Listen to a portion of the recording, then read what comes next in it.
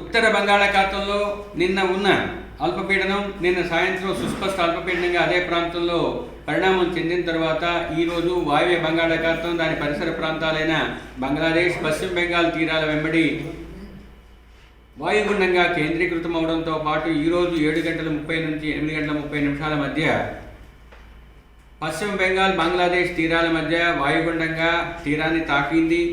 మరియు అది వాయుగుండంగానే కొనసాగుతుంది.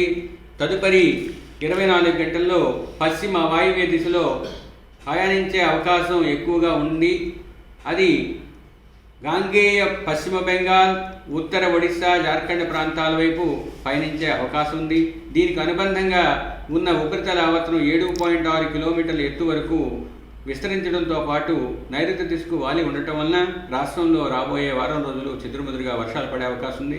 ముఖ్యంగా ఉత్తర కోస్తా జిల్లాల్లో రాబోయే 24 గంటలు ముఖ్యంగా ఉత్తర కోస్తా జిల్లాల్లో పలు అత్యధిక ప్రాంతాలలో తేలికపాటి నుంచి మోస్తరు వర్షపాతం పడే సంభావ్యత అత్యధికంగా ఉంది.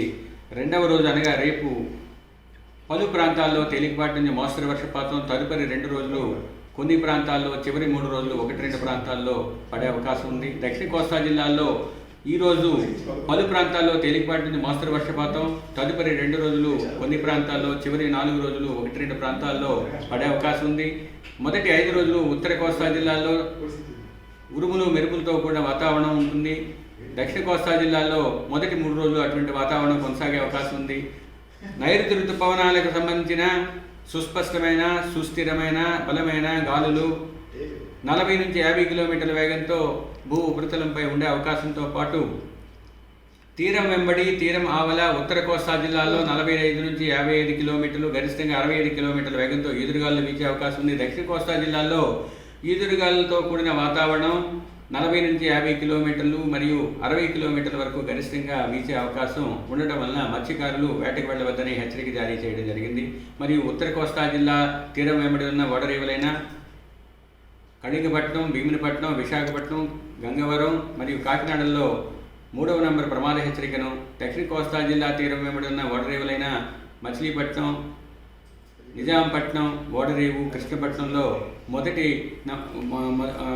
మొదటి ప్రమాద హెచ్చరికను జారీ చేయడం జరిగింది. తెలుగులో ఫాస్టెస్ట్ న్యూస్ ఇప్పుడు కొత్త అవతారంలో 5 సెకండ్లోనే పూర్తి వార్తా సమాచారం మీ చేతిలో. సోషల్ మీడియా ట్రెండ్స్ మీ కళ్ళ ముందుకే live TV and voice search ఆప్షన్స్తో ఇప్పుడే డౌన్లోడ్ చేయండి. యాప్ లింక్ డిస్క్రిప్షన్లో ఉంది.